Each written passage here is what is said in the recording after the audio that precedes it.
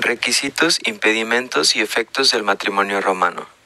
En el derecho romano, el matrimonio legítimo, justum matrimonium, solo podía celebrarse si se cumplían ciertos requisitos esenciales. Se evitaban los impedimentos legales y se conocían sus efectos jurídicos, tanto personales como patrimoniales.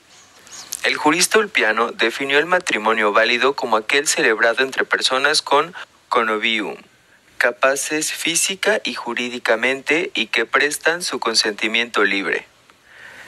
Algunos de los requisitos era la capacidad natural o física.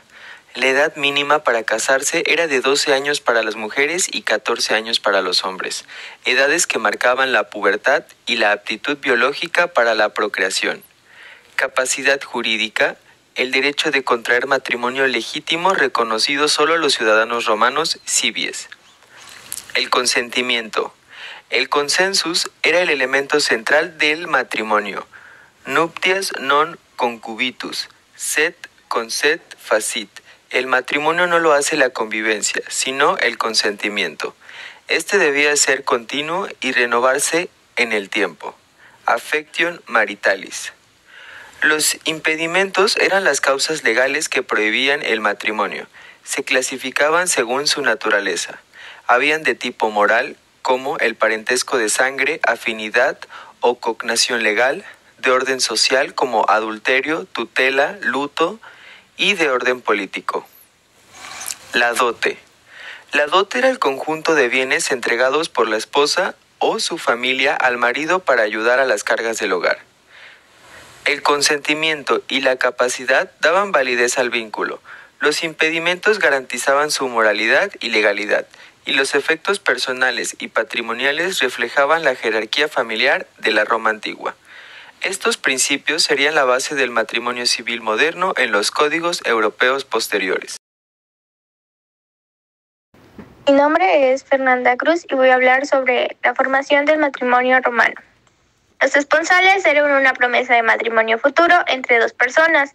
El acuerdo lo hacía el padre de la mujer y el futuro esposo, sin que la mujer participara al principio. El padre daba su acontecimiento, pero este compromiso no llegaba a tener un valor legal. Si alguien llegaba a romper la promesa, solo se podía pedir una compensación económica. Con el tiempo, los esponsales fueron cambiando. Al principio, si se rompía el compromiso, pues había una sanción. Luego dejaron de tener valor legal y más tarde, con la llegada del cristianismo, se consideró un compromiso sagrado. Incluso la iglesia llegaba a castigar con 3 años sin misa, excomunión, que era si se rompía sin motivo. También podían hacerse regalos entre los prometidos. Si el hombre rompía el compromiso, no podía pedir de vuelta los regalos. Pero si la mujer los rompía, o su familia, deberían de devolver los regalos. La naturaleza del matrimonio. El matrimonio romano unía a un hombre y una mujer con la intención de vivir juntos y formar una familia para toda la vida. Esto se basaba en 2 cosas: convivencia y respeto mutuo, y la voluntad de ser esposos.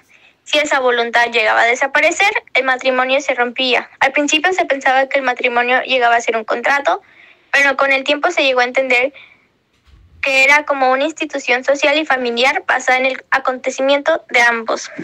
Conceptos general. Para los romanos, el matrimonio era la unión estable entre un hombre y una mujer con la intención de vivir juntos y tener hijos legítimos. También existía el concubinato, una relación estable sin casarse, que no era mal vista por la sociedad. Los tipos de matrimonios. El matrimonio era un acto social, no se necesitaba ceremonias complicadas, habían 2 tipos principales. Matrimonio con poder del marido, con manu, la mujer dejaba la autoridad de su padre y pasaba a ser bajo el poder de su esposo. Podía hacerse de 3 maneras: la religiosa, con ceremonia y sacerdotes; la simbólica, con una venta de la mujer al esposo por convivencia. Si vivían juntos durante 1 año seguido, la dote, regalo del padre, no era obligatoria, pero era una costumbre. El matrimonio sin poder del marido, sine manu. La mujer seguía bajo la autoridad de su padre y pasaba a ser bajo el poder de su esposo. Podía hacerse de 3 maneras: la religiosa, con ceremonia y sacerdotes; la simbólica, con una venta de la mujer al esposo por convivencia. Si vivían juntos durante un año seguido, la dote, regalo del padre, no era obligatoria, pero era una costumbre. El matrimonio sin poder del marido, sine manu. La mujer seguía bajo la autoridad de su padre y mantenía sus bienes. Este tipo se volvió más común porque daba a la mujer más libertad e independencia. El matrimonio rumano pasó de ser una unión donde el hombre tenía la autoridad total a ser donde ambos deberían de conseguirse y respetarse. González fueron el peso previo al matrimonio y con el tiempo la relación se basó más en la voluntad y afecto que en el poder. Hola, ¿qué tal? Muy buenas, yo soy Jonathan y hoy te vengo a hablar sobre el matrimonio romano, sus requisitos, impedimentos y efectos. Bueno, para entrar en detalle, el matrimonio romano era una unión legítima entre un hombre y una mujer con el propósito de vivir juntos y formar una familia.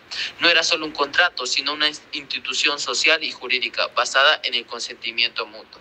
Para que el matrimonio fuera válido se necesitaban algunos requisitos esenciales: el consentimiento libre de ambos, la capacidad jurídica y la edad mínima, 14 años el hombre y 12 la mujer.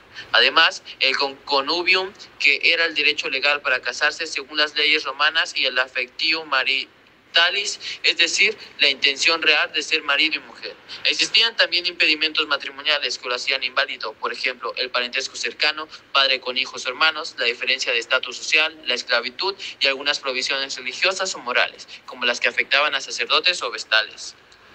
En cuanto a los efectos del matrimonio, se generaban derechos y deberes entre los cónyuges, como la convivencia y la fidelidad. Los hijos eran considerados legítimos y quedaban bajo la autoridad del padre. En lo económico, la mujer solía aportar una dote para el sostenimiento del hogar, lo cual podía recuperarse si el matrimonio se disolvía.